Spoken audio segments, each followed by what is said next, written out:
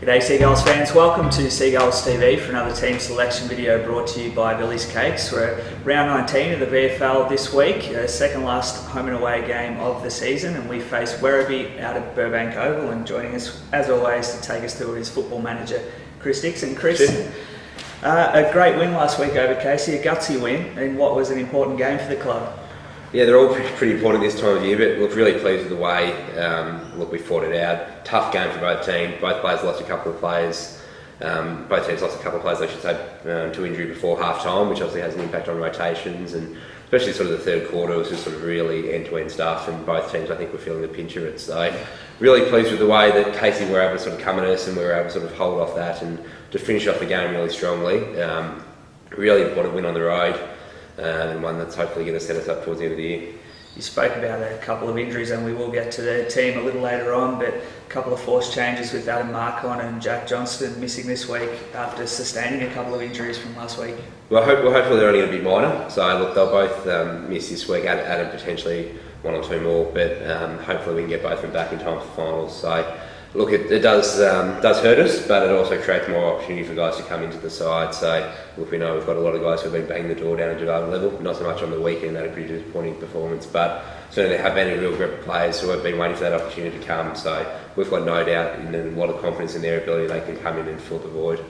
Yeah, our opponents this week, Werribee, it's always a tight contest, and unfortunately they just pipped us at the post in round 5 earlier this year. They won their last 3. The players will be expecting a pretty tough battle out there on Saturday. No, certainly I think we saw what they brought against us in round 5. Look, they're the number 1 tackling team. Clearances I think we're ranked 1, they're ranked 2nd, so you can tell sort of what type of game of footy it's going to be. They've done a really good job.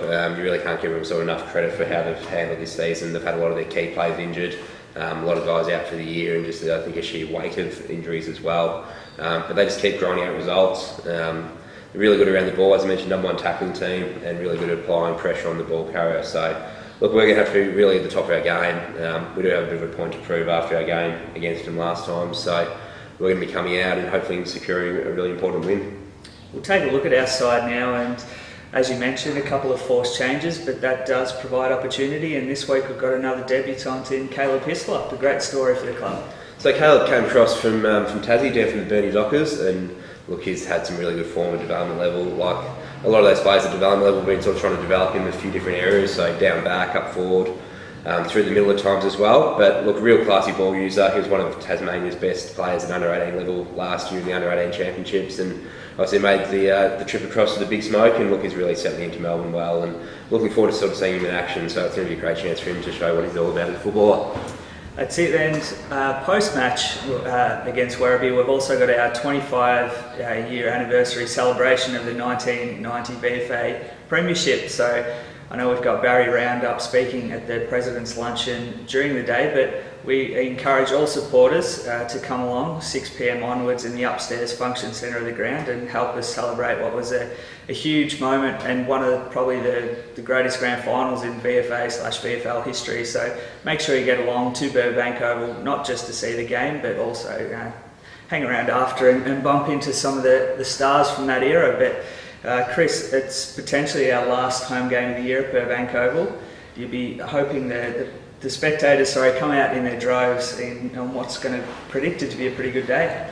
Yeah, look, hopefully it's not our last home game, but there certainly is a chance. So look, if it is, we want to make sure there's a big crowd there and hopefully cheer the boys on and I think get us over the line this week, and we'll see if we can get another home final there. So look, it's great to get a big crowd for the Western Derby. So I think that the sun is going to be shining. So no reason why everyone can't come down and cheer the boys on.